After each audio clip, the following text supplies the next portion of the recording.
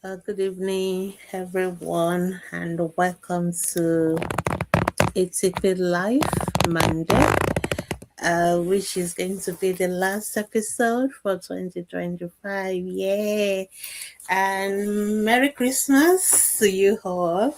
You can see I'm putting on my Christmas jumper. Okay, sorry, I wanted to put something else on. Yeah, okay, let me change my background to something Christmassy.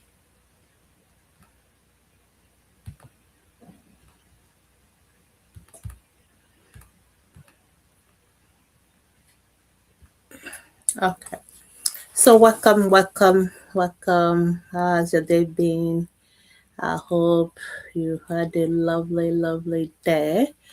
Welcome to ATP Live Monday.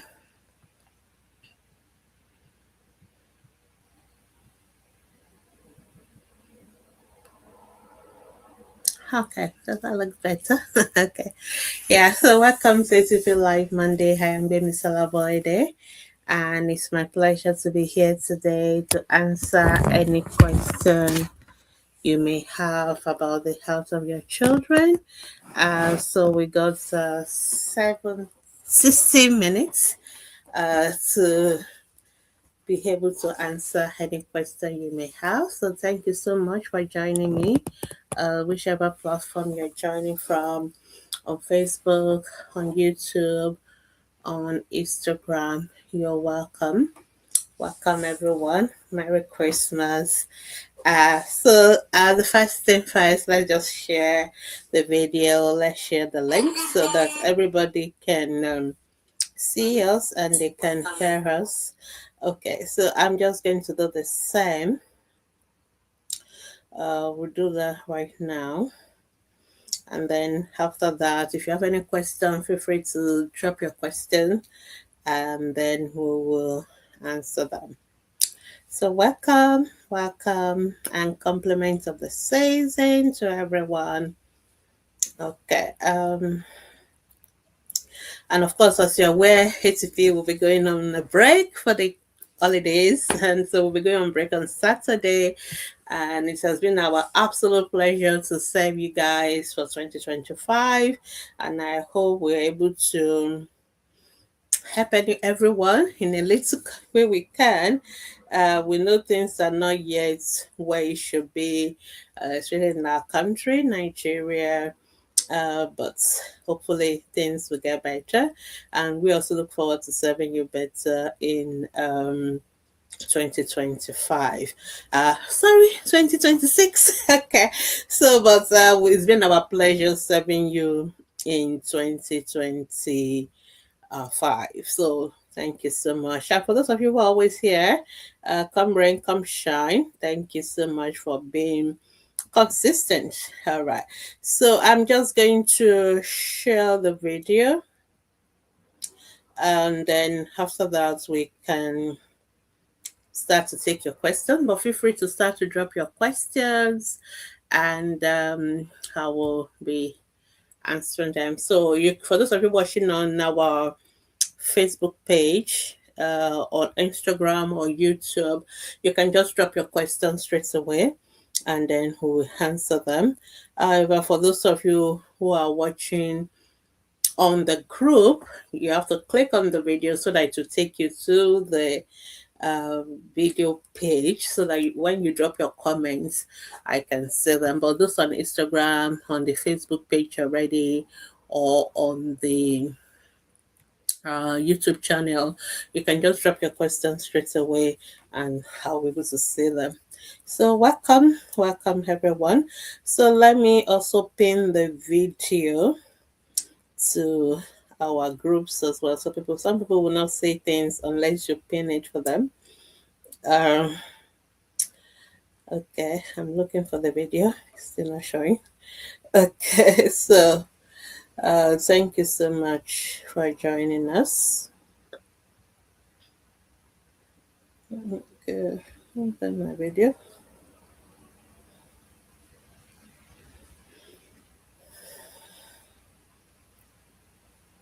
Okay, so let me just see. Okay.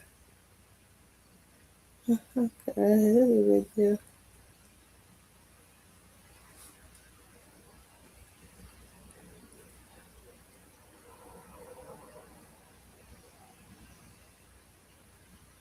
Okay, I don't know why I can't see the video on our page, but I'm sure it's somewhere there. Okay, I've seen it now. I just want to pin them. Why am I not seeing it in Ask the Pediatrician? Okay, let me share it again. Mm.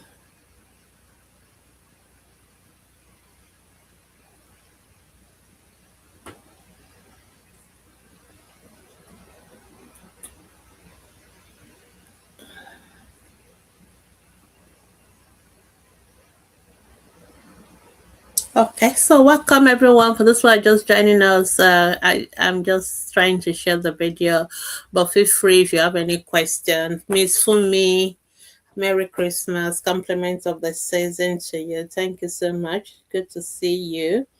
Okay, I want to share again to ask the pediatrician. I don't know why my video didn't share there. Okay, so Merry Christmas, everyone. Today is the Christmas version of ATP Live Monday, and it's also the last version for the year. So that's why you can see all my Christmassy stuff everywhere. Okay, so feel free to. Okay, yeah, I've seen it now. Good. I think I'm done with all the sharing and all the pinning now, so I can focus. All right. So, good evening. Good evening. Compliments of the season to you all. Welcome to ATP Live Monday. Welcome to the last episode for the year 2025. Oh, it's been my utmost pleasure to be here every Monday. Most Mondays, I know that some Mondays I was not available, but at least we've been here most Mondays to answer any questions you may have on the health of your children. So it's been my utmost pleasure. And so today is going to be the last episode for 2025. Oh, I think I should put in some applause there. Okay. So welcome to the last episode for 2025. All right. Is it right? Okay, I'm beginning to use all this stuff in the stuff. I don't know whether I should put some Christmas music in the background. Okay, I can't look for that right now. All right, so we still do what we normally do. Feel free to ask any question you may have about the health of your children, and we're going to answer them in the next 60 minutes. Of course, ATP Facebook group is still going to be open until Saturday. So Saturday will be the last day for the year 2025. It means the group will be open, but you won't be able to ask any questions from the 21st. I think Saturday is 21st, if I'm correct. Let me check the calendar. Okay. Um, yeah, Saturday is the 20th. Okay, so yeah, Sunday is the 21st. So from that Sunday going Saturday, you'll still be able to ask your question, but from the 21st, as usual, we will not be available on Sundays anyway. But from there on to January, we will not be available to answer live questions. But you are free to still post any question. You are free to use your search, so you can always search our group. I doubt there's any question on that even we've not been asked. Okay, maybe that's an exaggeration, but basically most of the common questions we've answered them before. So feel free to post that question to search. So for example, if you want information on breastfeeding, if you just type breastfeeding into the search button in our group, it will bring out all the posts that are related to breastfeeding. And if you ask that question, if you read those questions and the answers, you may be able to figure out what you need. Okay, so even though we are not going to be available answering the question, approving posts and all that, the group is still open for you to use. Our guide section will be there, so you can go to the guide 1 and watch all the breastfeeding videos. You can go to guide 2 and watch all the complementary feeding videos. We have videos on family planning. We have a guide session on speech and language milestones, how to improve. So we have different areas that we've already covered. And of course, our website is there. If you want to read about any of those topics, just type it into our website. You'll also be able to come up with your article that we've written on this. We've written an article on jaundice, on immunization, on developmental milestones. So all of them are there. So feel free to use all these resources while we are away for the next 2 weeks. Is it 2 weeks, 3 weeks? So enjoy the Christmas with your children and your family. And our moderators, our volunteers, also going to have a break and enjoy the Christmas. But just make sure you know that those resources are available for you. Okay, I got my first question for today from Hope. Hope, how are you? Compliments of the season. Say good evening, ma. How many times a day can you give 6 months old food? Okay, very classical question. Okay, so hope you. I think you were here last week. Oh no, 2 weeks ago. So we recommend. How I'm still going to answer your question, but we strongly recommend you go through the guide section on our Facebook group. Go to guide 2 and you can do the guide 2 on complementary feeding. We have all these short videos about 5 to 10 minutes. I don't think there's even anyone that is up to 10 minutes that you can watch, and it will give you all these details. So when you're starting complementary food, when you say food, I guess you meant complementary food, even though breastfeeding is still food for us. So for your 6 months old, you keep breastfeeding the way you were breastfeeding before. No reduction in breastfeeding, but the complementary feeds that you are now adding to the breast milk, usually for 6 months or when you're just starting, it's just twice a day. So the complementary feeds twice a day, but the breastfeeding unlimited as often as you usually would do it, usually every 3 hours or 4 hours. So you'll keep breastfeeding as you were doing before, and then you can add 2 feeds in a day from 6 months old. And then as you go as the baby get older, like by 8 9 months, it's going to be increased to 3 with one snack in between. All this information is available in the guide 2 on complementary feeding. It tells you what to give your child, how often to give it, all the various classes of food. How do you bring them together? If I want to teach you everything you need to know on complementary feeding, it's going to be the whole day or maybe a whole week. But what we've done is to put them in all these videos, thanks to Global Health Media for making those videos available. So you can watch them. You will know everything you need to know about complementary feeding.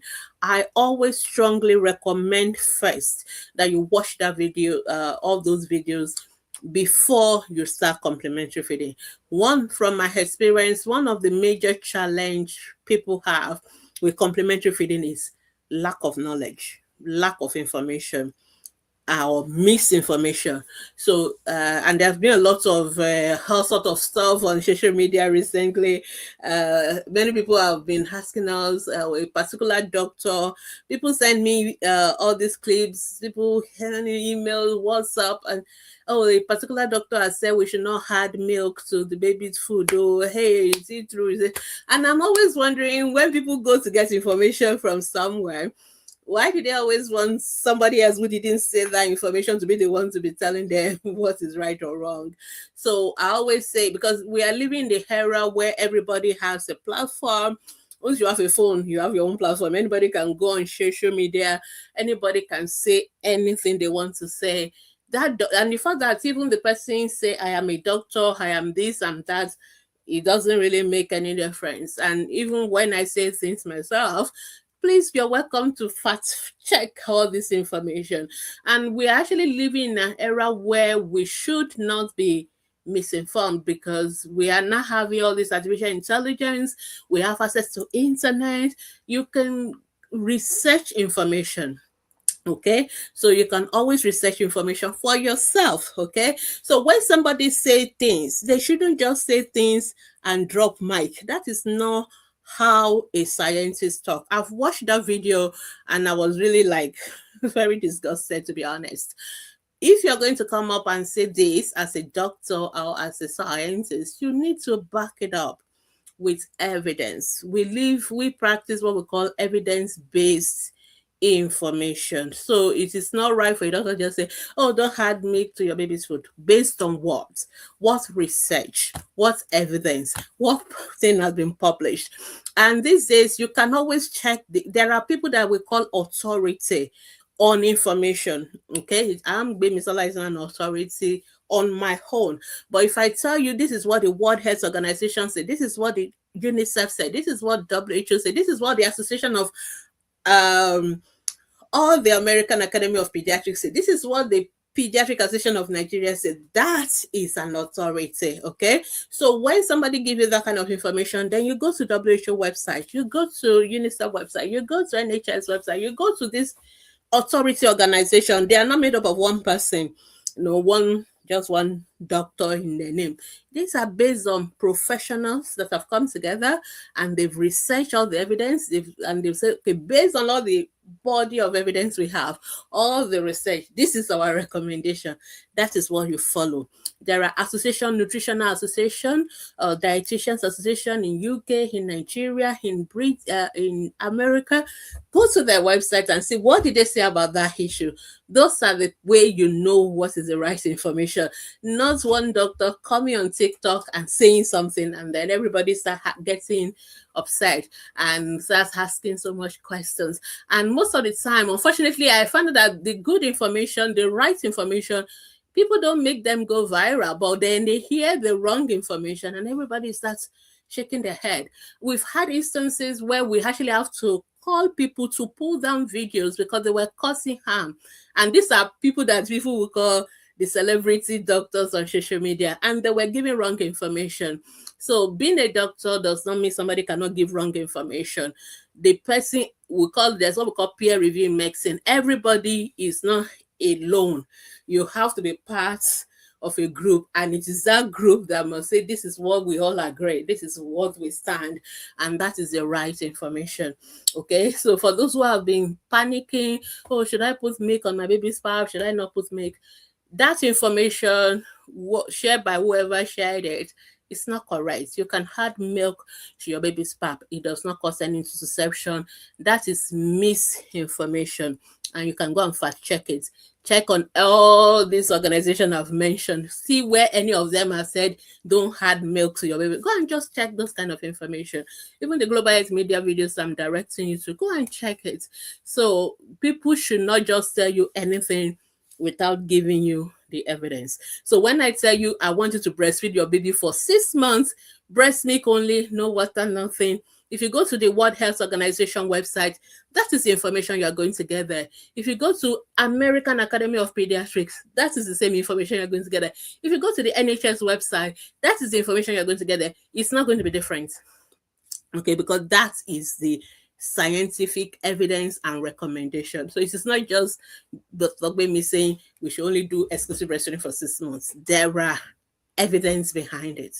Even in deeper details for those who are scientific. Of course, when we talk to parents, we don't need to bore you with all those jargons, but if you are the kind of person that wants that, you will get it. Okay, so that is how scientists talk. So be careful who you listen to on social media. It is your responsibility who you listen to. It is not our responsibility, and it's your responsibility what you believe or what you don't believe. So, but you have responsibility for making sure you are wise to know what is correct and to research your own evidence for yourself. So that is up to you, really. So that I will leave it at that. Okay, so Hope is saying, I have to force my baby even before you take 2 spoons. So Hope, have I already told you, you need to go and watch those complementary feeding videos first. Because when you're watching, you need to understand when you start complementary feeding, the way you start slow, you start small. Sometimes the first day, the baby just wants to take only 1 or 3 spoons, that is fine. And then you keep offering food. Sometimes we say you have to offer food up to 17 times before you can even say the baby does not want that particular food. Okay, and then you try something else. And there is no law that says the only food you can give your baby is pap. Okay, complementary. That's why I really want you to watch those videos, because, and I think sometimes when people watch those videos, please watch them open-minded. Don't go to them looking for maybe one magical thing they will say, and that is we are looking for something. No, just listen, open your mind, because most of us already go to that, because people tell me they watch it and they are still telling me this and that, and immediately they say that I know you've not watched it, because I know the information that are there, because I have watched it myself. So if you go there and you still don't know certain things, it means you were not watching it with your full attention. Maybe you were distracted here and there. You know, we do things. We are watching the video, but we are also doing 10,001 things at the same time. You need to watch it, you need to understand it, you need to digest it. And they made it in all the languages. It's available in Yoruba, it's available in Hausa, it's available in all the the common languages, let me put it that way. So you can go watch it properly. So, don't start. Your baby is just this small. Just keep breastfeeding. You are just about to start complementary feeding. So there's no rush and there's no panic, but go and watch those videos first. Even the way you feed the baby, even the fact that you have to feed your baby with a cup and a spoon. I see people trying to feed baby with bottles, pap in the bottle, wrong. Even the way you prepare the pap itself, the texture, all those things matter. And I see people say, well, I'm not going to put milk, I'm not going to put anything, all those things matter. People want to cook rice or cook yam. They don't want to put salt because somebody told them, oh, you should not put salt, you should not put sugar. These are little information that people get wrong. And that is why they did the wrong thing.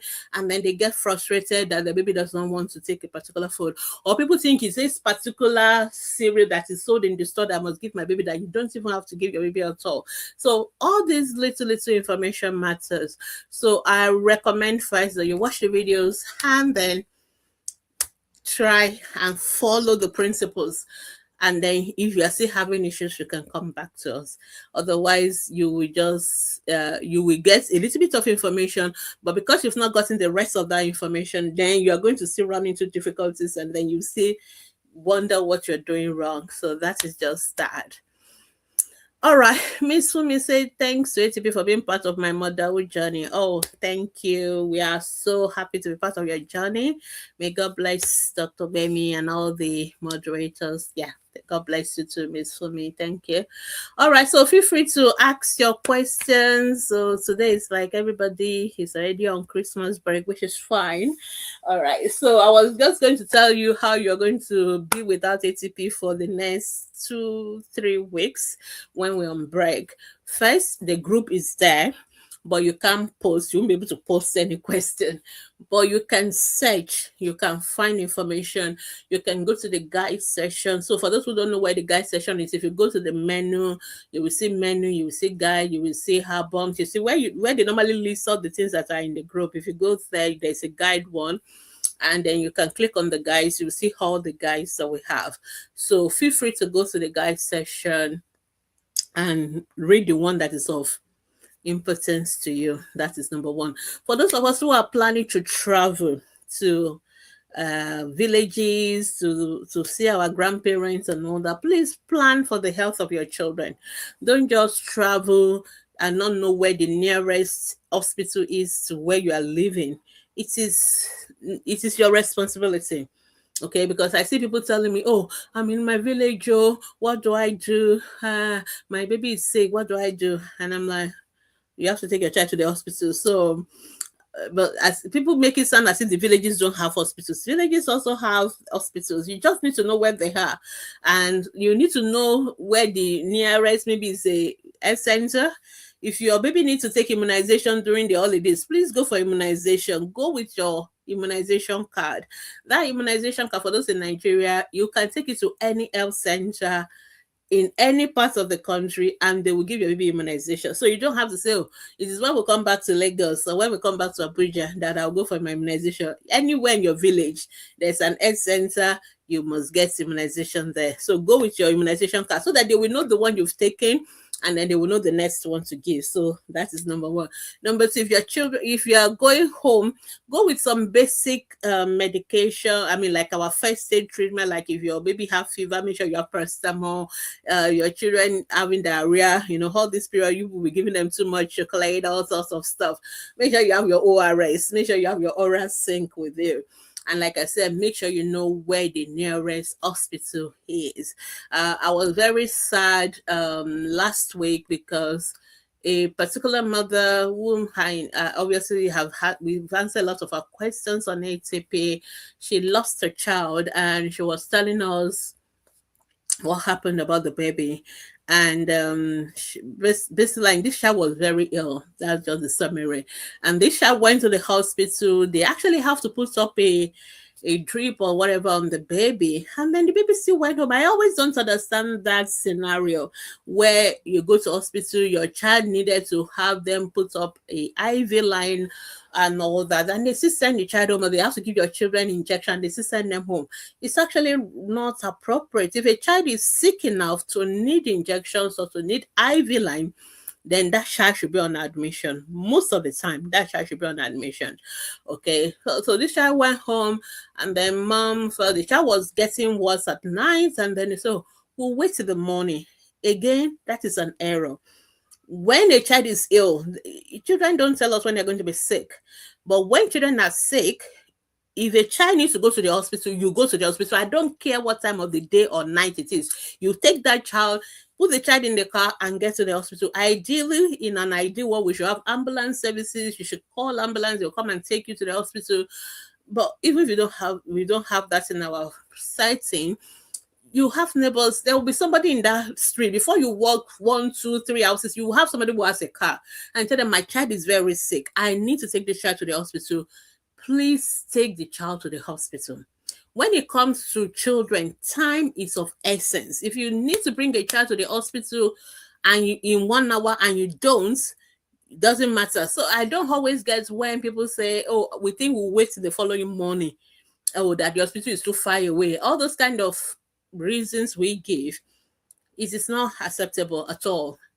Health issues sometimes is an emergency. When it's an emergency, emergency means life-saving intervention must be done now. It's not something you're going to wait. So all this one will say, we'll wait till it's morning. Why do you have to wait till the morning? The same, the people who have children who are sick from morning, then they'll say, oh, it's already night, I'll go the following day. No, the hospitals run 24 hours. Doctors do calls. That is why doctors sleep in the hospitals. That's why they are there. So we don't go on call to go and sleep. We're on call so that if the child has an emergency, you bring them in. There is a doctor in the hospital. Every general hospital, every teaching hospital, even when they are say they're on strike and all that, there will still be somebody who is there for the emergencies. Emergency team they're always open, no matter what time, even during Christmas, even during New Year, even anything. Please, the hospitals are always open. So please take the children to the hospital. Don't say, oh, I will wait till the following morning. So it's always too late sometimes. So so I'm just trying to use that experience to correct, because I was reading through the story of the mother, and I was like, oh, this child is sick. Number one, this child should not have gone home. Number two, this child became worse at night. The mom should have taken the child to the hospital that same night, but they say, oh, we'll wait till the following morning. And ideally hospital cases should not be waiting. I know we have a lot of security issues and all that, but God will help us. But please, let's try and take the children to the hospital. And if your child is very sick, please stay in the hospital. I know some of us also don't like to stay for admission. So the doctor will say, we are going to admit your child. No, I'm going to go to work tomorrow. I'm going to go to my business. You have to prioritize. What is more important, our work or our children's life? There are some things, your work, you can always go back to work. Even if they sack you, you may get another job, but you're never going to get your child back if anything happens to the child. So we should value our children's health. And unfortunately, I think we live in a country where we don't really value health issues. It's always so sad, but health is one of the things we should, value the most. But unfortunately, we tend not to value our children's health. So please, as we go into the end of the year and we go to the new year, please let's value the health of our children the more. Okay, I don't know what's happening to my screen.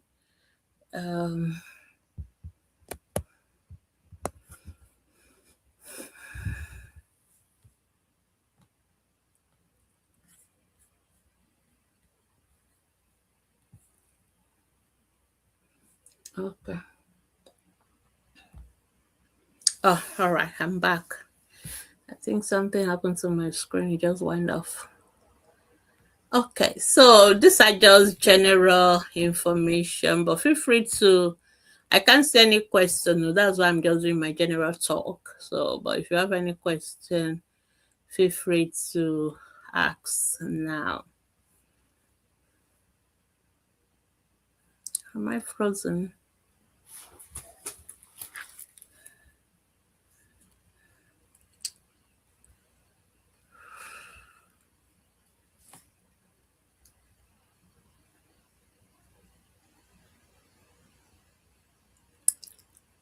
Okay, I can see Instagram people now.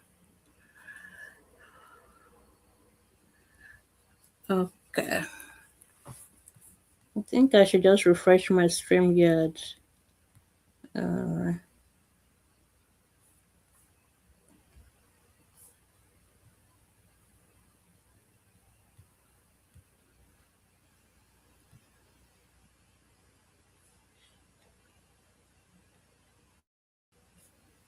okay. Okay. Okay.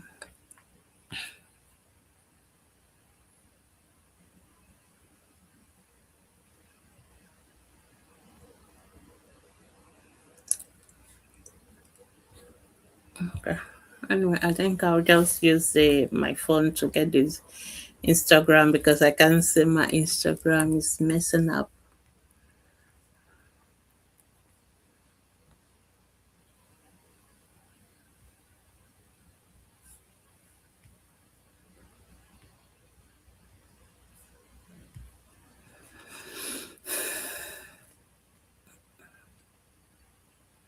So for those who are just joining us, welcome to ATP Live. Feel free to ask any question you have about the health of your children, and we will answer them as soon as we can.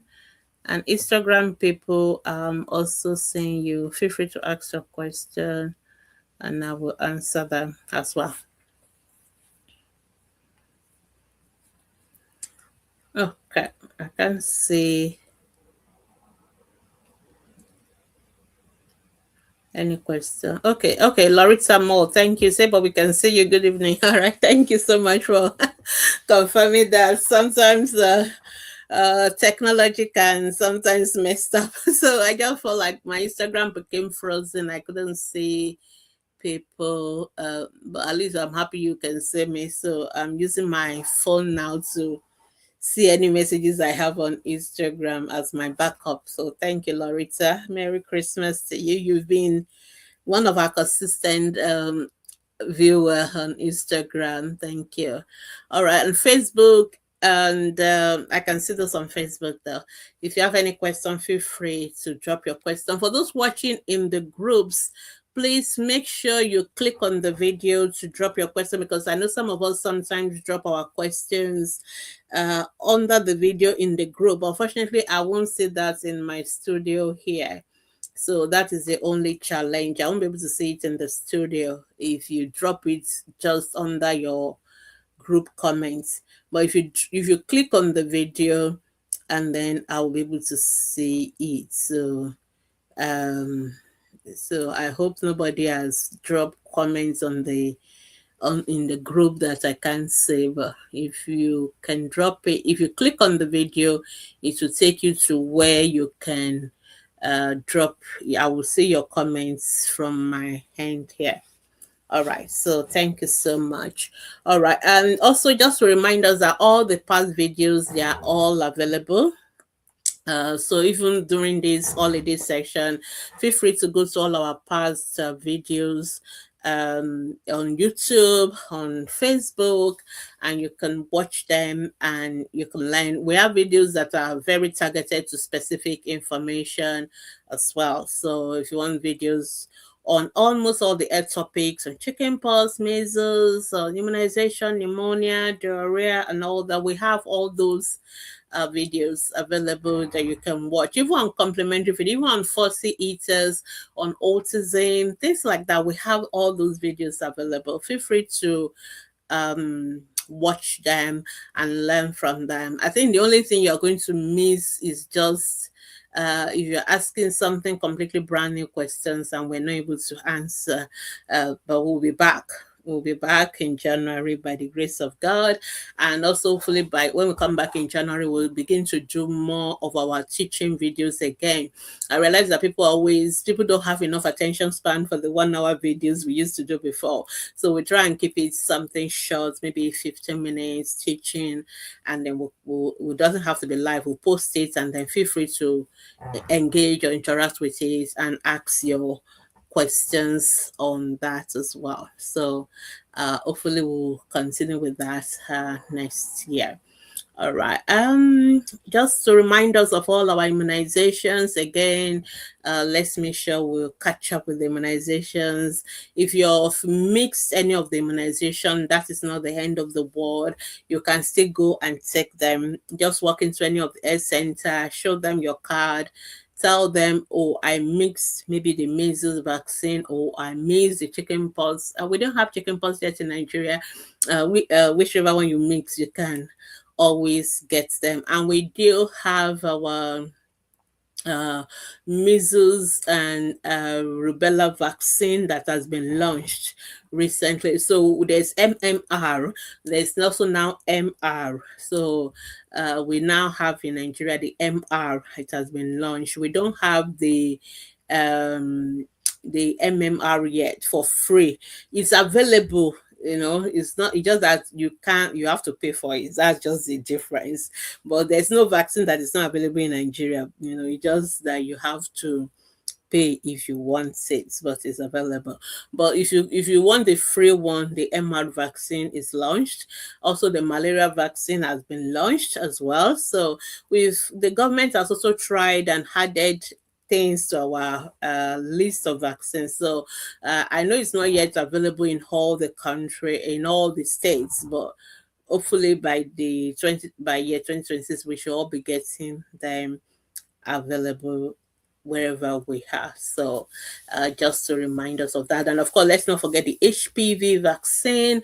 HPV vaccine protects our children against human papilloma virus infection. And human papilloma virus infection is the number one association with cervical cancer. Cervical cancer is either number one or number two in terms of cervical cancer, breast cancer. Those are the most common of all the cancers that we have in women. And cervical cancer, unlike breast cancer, is something that is preventable in a bit, because HPV is being treated with 90 or maybe 95% of cases of cervical cancer. So giving our children the HPV vaccine protects them against HPV infection and indirectly protect them against cervical cancer. So that is also available for us in Nigeria for children who are, I think, from 9-10 years old.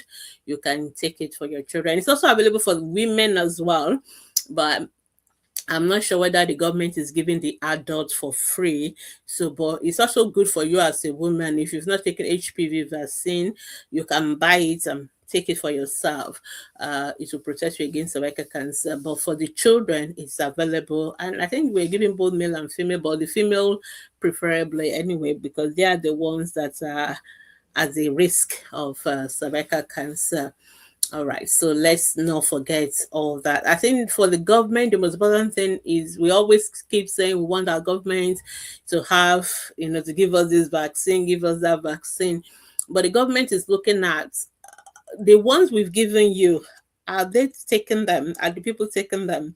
So if people are not taking the common ones that is available, then the government is not encouraged to buy more. And I hope you know that even though we get those vaccines for free, they are not free. There's no free lunch anywhere. Somebody is paying the bill. The government is paying thousands and millions of dollars for those vaccines. Yes, in fact, we used to have some support from organization like Gavi, that support those of us in developing countries. But now some of them are also beginning to pull back because it's expensive, really. So because of that, they really want to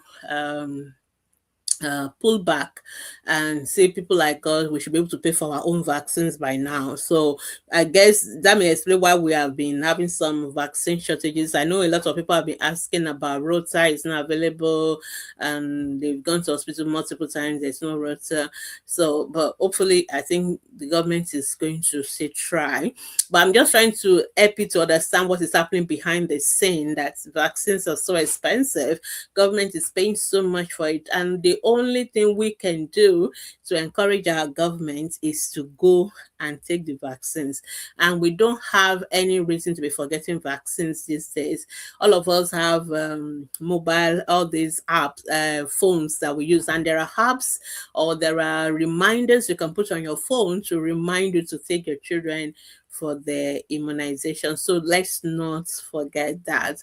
And your immunization card, they always write the immunization your baby has taken, and they also write the date for the next one. So let's try and remember to take all these vaccines. And like I said, if you miss any of them, you can do what we call catch-up immunization. In other words, you can always go back and you can still take those vaccines again.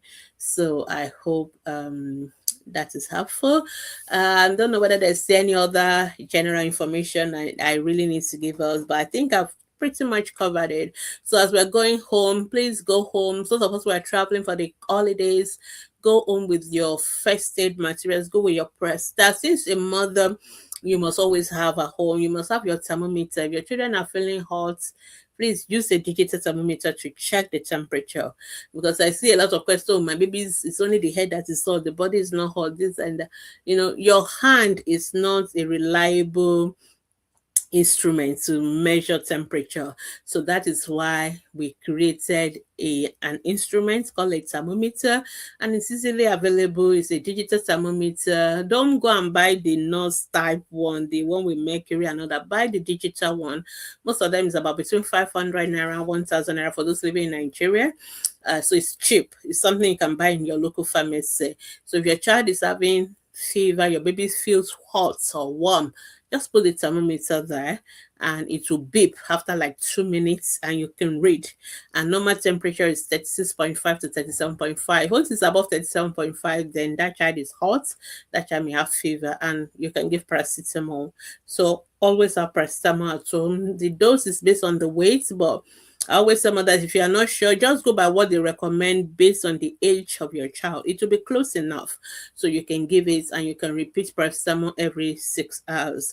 So, and if the temperature is very high, we tend to call 39 and above very high grade fever, or the child's temperature is not coming down with your paracetamol, with you giving them a normal bath, not cold, not hot, normal bath, and or just step sponging them, then or opening or exposing them to fan and all that, you may need to go to the hospital. And don't just always assume every fever is malaria. I know in Nigeria, malaria is our top number one cause of fever, but it's not the only cause of fever, and especially in children. Children can have fever for many, many reasons. They can have infections, they can have infections in virtually all the organs of the body, pneumonia, they can have eye infection, they can have ear infection, they can have throat infection, they can have infection anywhere. So we can't just assume malaria and be treating malaria. Malaria is not equivalent of fever. Fever just means the child is hot. Why is the child hot? Is we need to know. It's not all, it can be malaria, but it's not always malaria. So sometimes we need to take the kids to the hospital, preferably hospital where they have good doctors, trained doctors, because some of our hospitals also just do the same. I see hospitals where everybody is just treated for malaria and typhoid, and very common in Lagos especially. So malaria typhoid is not a diagnosis. Malaria and typhoid even don't tend to occur together the way we make it sound in Nigeria. So most of the time we need to see a doctor who should examine the child, look into the ears, look into the throat, listen to the chest, feel the tummy, so that they know where the fever is coming from. Sometimes they need to do blood tests, do malaria tests. Do These days we are moving away from just treating everybody for malaria. I know we also caused it partially because there was a time we just tell anybody, any children have fever, just treat them for malaria. But even we as doctors, we realize it is a wrong advice now. So we are moving towards the era where we want your children tested first before you give them malaria medication. Shukura, say good evening. Please, can a 7 weeks old baby use fan? Okay, now this question is also one of those common questions we do get asked. So the issue is there is no law that a child cannot use fan or use AC or all that. I always tell people, if you come to most of our neonatal intensive care, they have AC. We use AC a lot there. So the question is ventilation. We want a room that is cool. We want a room that is ventilated. We are not saying you should put the fan, focus on the 7 weeks old baby. But this idea, especially in Africa, where a new baby, a new mother's room is like an oven, is wrong. Okay, open your windows, please. Open the windows, and I'll recommend you use things like ceiling fan or fan that can rotate. So we don't want the fan facing only the baby. The work of a fan is to circulate air. We want air to be moving. We want some circulation. We want moving hot air out, cool air in. So that is the idea. Okay, so if your room is hot, open the windows, use your fan to keep the air circulation going on. If you have AC, you can use AC. It's about regulation, regulate the temperature, so things like 23, 25, something that is cool, not hot, not too cold, just cool. So that's what we recommend. So we don't want you to overdress babies up. And some of what would overdress them, will still wrap them, and the children are sweating so much. Okay. And there's no law in the constitution that you have to wear cap, mittens, gloves, mittens, socks all the time for babies. Please let the baby have some fresh air. They are not getting pneumonia from the hair. It is not the breeze that is causing pneumonia. Pneumonia is an infection. It is caused by germs. Germs from people who are coughing, who are sneezing into the baby. It is not from the hair. Cool, natural hair, fan, AC, those are not what cause pneumonia in children. So, but if your child is cold, of course, you want to keep them warm. But if the child is hot, sweating, you want to reduce, take off the maintenance, take off the cap, and let them be cool. So it's about balance. Okay, as long as we're getting the balance right, we'll be fine. So Chukura, I hope that is clear. Yeah. So Linda Chioma said, my baby is 5 months old and he can't hold his neck. Was the baby born at term? Was the baby born at 9 months or normal time? That's the first question I always ask. So people, when you want to ask any question about development, it's very important for us as pediatricians to know whether your baby was a normal term baby, or your baby was born premature. Babies that are born premature, we need to adjust for prematurity. We need to correct their age first. And it is after we correct their age, we can talk about their development. But if your baby was born at 9 months, Linda, I hope you're still listening to me. And your baby does not have neck control at 5 months, that is delay. That is what we call developmental delay. That child's development is slow. Okay, and it will worry us as a pediatrician, because we expect babies to start having neck control by 3 months, max 4 months. Neck control should be sorted. So if a 5-month-old cannot hold the neck, and that 5-month-old is not a preterm baby, he was not born before 9 months. If baby was not preterm, then that is delayed. It is late, like using your own words. So you definitely need to come and see a pediatrician. You need to see one of us. I don't know, depending on where you stay, if you have a very good standard private hospital that has pediatrician, you can see them there, or better still, general hospital, teaching hospital, they always have pediatrician. And ideally, the kind of pediatrician you maybe should be seeing should be who we call the neurodevelopmental pediatricians or pediatric neurologists. We are the ones that will see babies with developmental delay. And what we want to know is why. Why is this child development slow? Was there a problem in the during the pregnancy? Was there a problem when the baby was born? Was the labor difficult? Was the baby crying? This is one of the reasons we want babies to cry when they are born, because we want them to take in oxygen, because the brain is a very sensitive organ. The brain will start to die within 5 minutes if the baby does not breathe, does not have oxygen, does not get to the brain. The brain will start to die within 5 minutes, and the brain does not recover. If a part of the brain is dead, that part of the brain is gone.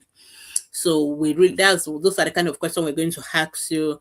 Was the baby sick as a newborn baby? Did the baby have jaundice? This is why we don't want babies to have jaundice. A lot of mothers say, "Oh, my baby have jaundice," and they told me to put the baby to lights and give papa water, and the jaundice cleared.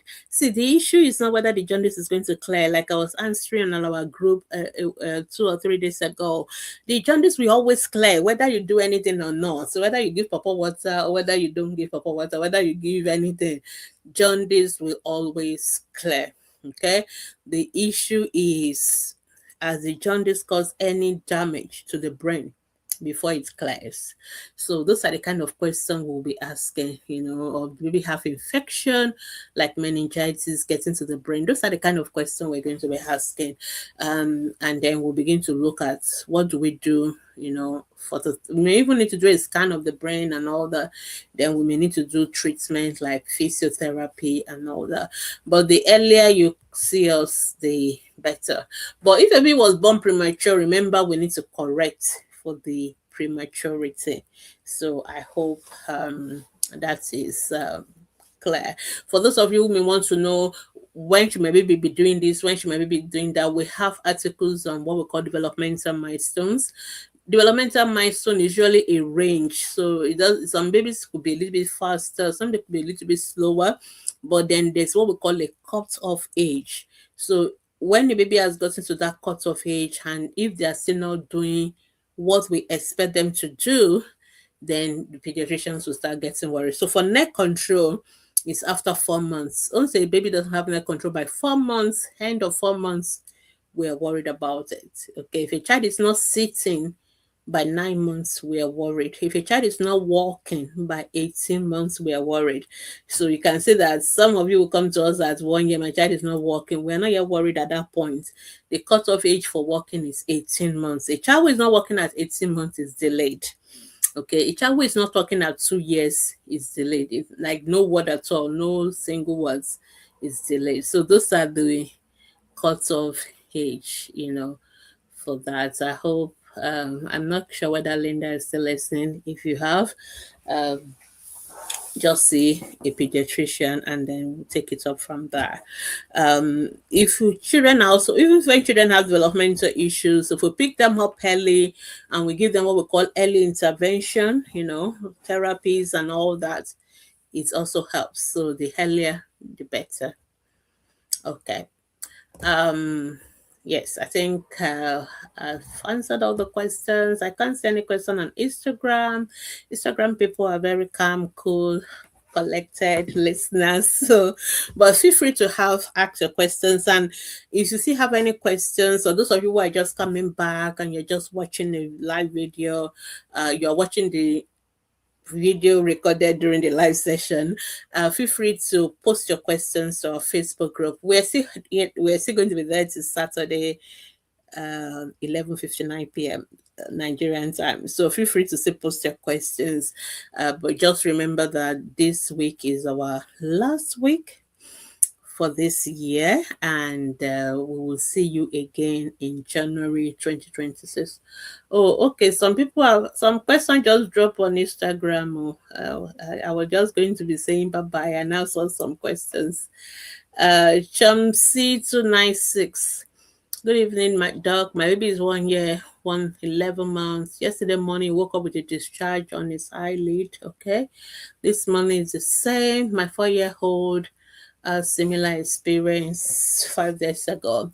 All right. So, eye discharge, we all have eye discharge when we wake up in the morning. So just clean it, wash their face. I mean, that's normal. Especially if it is whitish and all that, just wash it. We're not worried about that. But if the child keeps having eye discharge during the day, so the one you see in the morning time, you wash, they have their bath, you wash their face, and that's it, and it doesn't come up again, then there's nothing to worry about that. But if they still have high discharge after you wash that first one that you saw when you woke up, and it's really if it is yellowish, greenish, and it's through the day, and or it's gumming the eyelids together, you clean it, it comes back again, then that will suggest what we call infection in the eye, what we call bacterial conjunctivitis or other kind of conjunctivitis. And those kind of children may need antibiotic eye drop. So what you need to do first, get clean cloth, clean water, you clean the eyes and wash your hands, wash the child's hand, because sometimes also check whether is the eyes, are they red, are they itchy and all that. But make sure you are cleaning the eyes with water, plain water, and you're washing your hands. And if the discharge persists, you bring the children to us in the hospital, and the children can be treated, including a 4-year-old. But it is normal for children. Most of us have eye discharge first thing in the morning. That is not something to worry about. It is the if it is persistent or yellowish and it's persistent during the day, or there's some redness of the eyes, or there's some itchy, then that's when you need to bring the children to us in the hospital. Major Evers, oh wow, long time. Nice to have you on our last program for 2025. You also were consistent in early part of 2025. Good evening, Doug. Please, I want to know, can meningitis kill babies? Of course, yes. Meningitis is a deadly disease. It's one of the reasons we give our children meningococcal vaccine.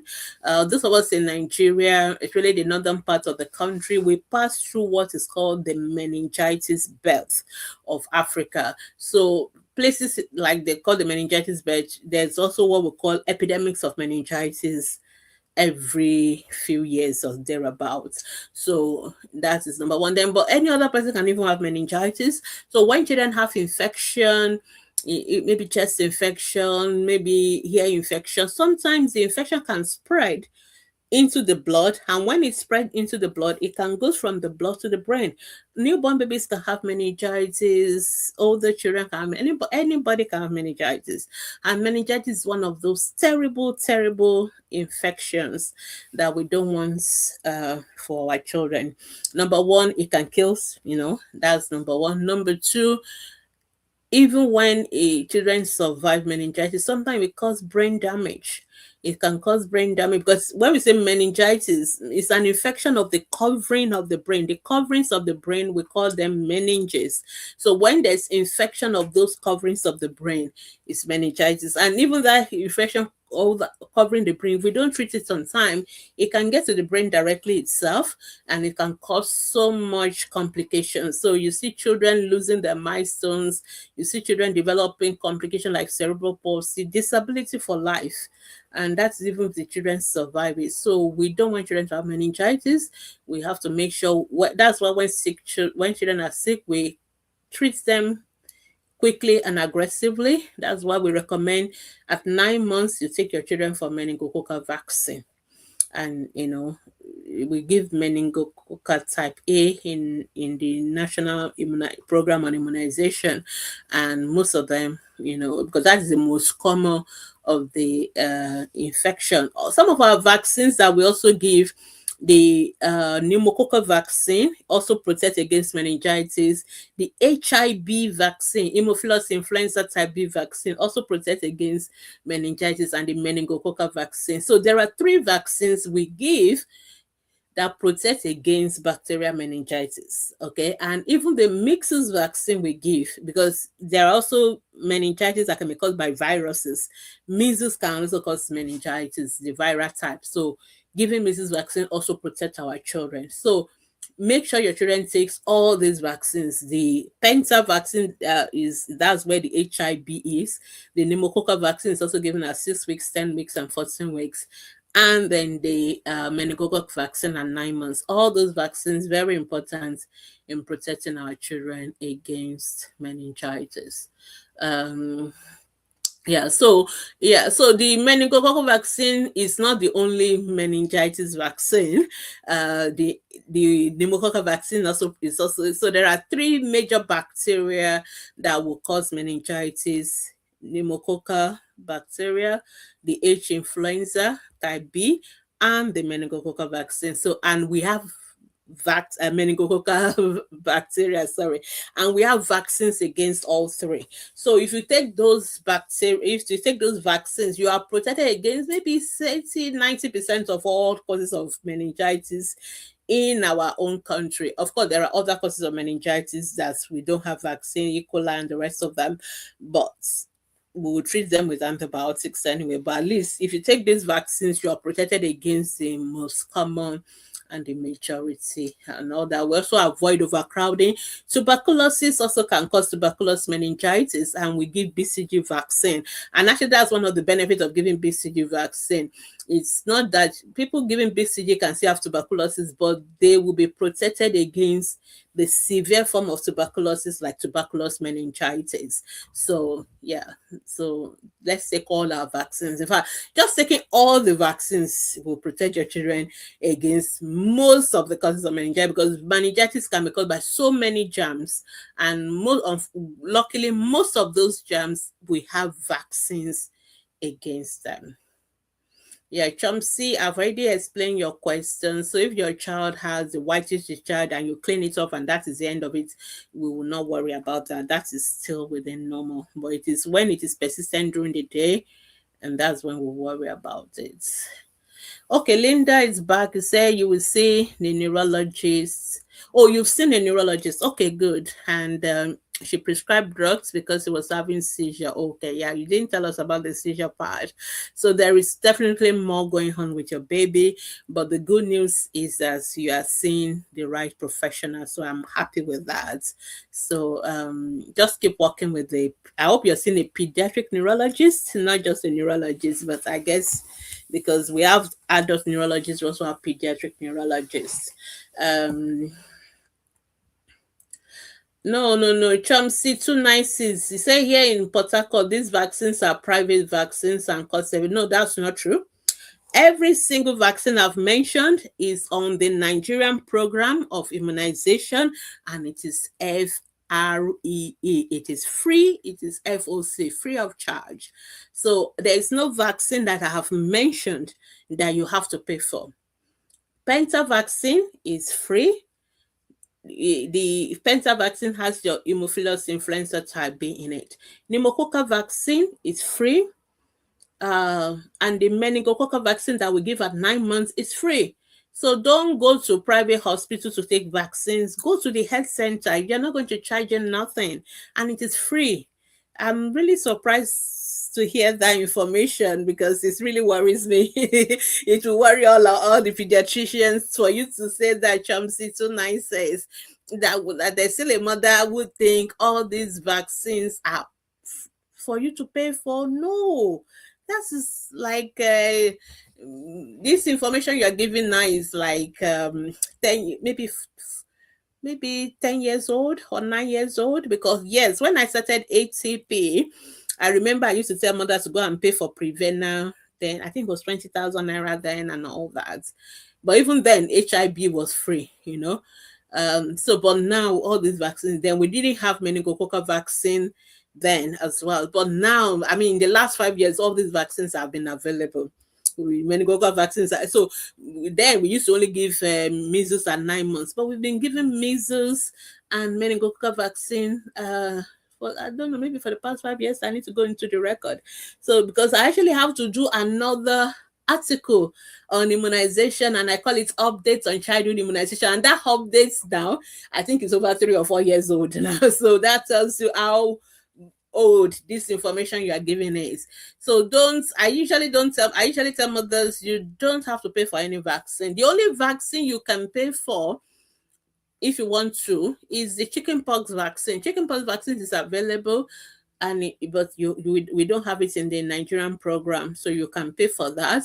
And then if you want to MMR, if you want the mumps, we have the MR now, but we don't have the MMR. But we give you measles, we can give you MR now, which we just added. Apart from that, really, there's no reason for you to go to private hospital, because if you go on our Instagram or our Facebook page, somebody one day sent me a shopping list of vaccines, and the cost, even Rota is free now. We have Rota for free. Come on. And she showed me, and I was looking at how hundreds of thousands of naira for the vaccine. I'm like, seriously? You don't have to spend a dime on vaccines in Nigeria. All those vaccines, all the important vaccines, they are now available in our health centers, and you can get them for free. So you don't have to pay a single thing for vaccine. No, you don't need to pay. Meningococcal vaccine is available, and it's available from 9 months old, and it is free, and you can go and get it. We now even have HPV. At least we really should give kudos to the Nigerian government. At least, most of the time I always kind of come for the government, but I think the government has really done well when it comes to government have done well, because ATP is 10 years now, and I can actually tell you all these things, because if you listen to me when we started ATP, we didn't have Rota, we didn't have pneumococcal vaccine, we didn't have meningococcal vaccine, we didn't have all these vaccines then. But as we continue with ATP, all these vaccines have now come in. We now have Rota, we now have pneumococcal vaccine, we now have meningococcal vaccine, we now have HPV vaccine, now we are going to have MR vaccine, we are going to have malaria vaccine. We have so many, and the problem is our immunization coverage is still rubbish, nothing to write home about, because we don't take our children for these vaccines. So please take your children for the vaccine. Chickenpox, you can take. You don't need to take cholera vaccine. Cholera vaccine is not recommended for children. There are lots of rubbish vaccines that some private hospitals give you because they want to make money from you. Cholera vaccines, typhoid vaccine, you don't need them. Stop giving them to your children. They are just unnecessary. Those vaccines are not recommended for children. They are only recommended for those who are traveling to where there's outbreak of cholera, where there's outbreak of typhoid. You don't need to take all those ones. MMR if you want, but measles is the most important part of MMR, and we're giving you measles for free. Chickenpox, yes, but then chickenpox doesn't kill nobody. You can have the rash, it's inconvenience, but but I can tell you for free that all the good vaccines, all the very important vaccines, they are covered, and you can get them for free in Nigeria.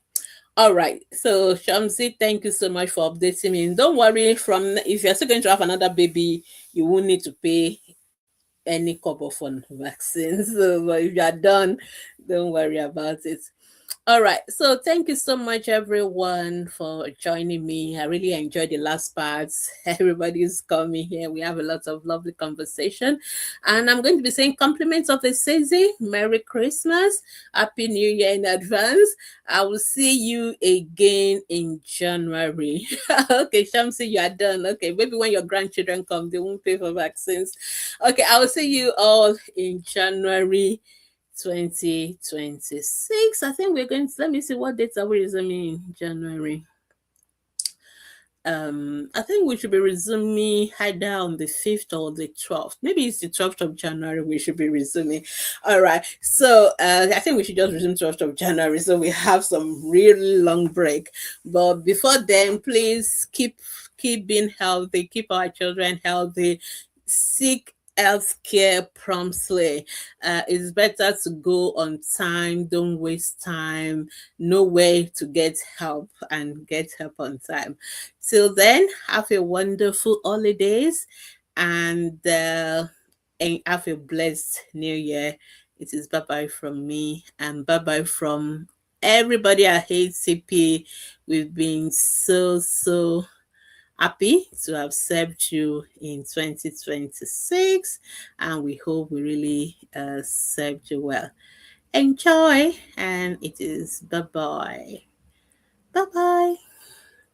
I was looking for our assisting greetings, but I don't have it here, so I'll just say bye.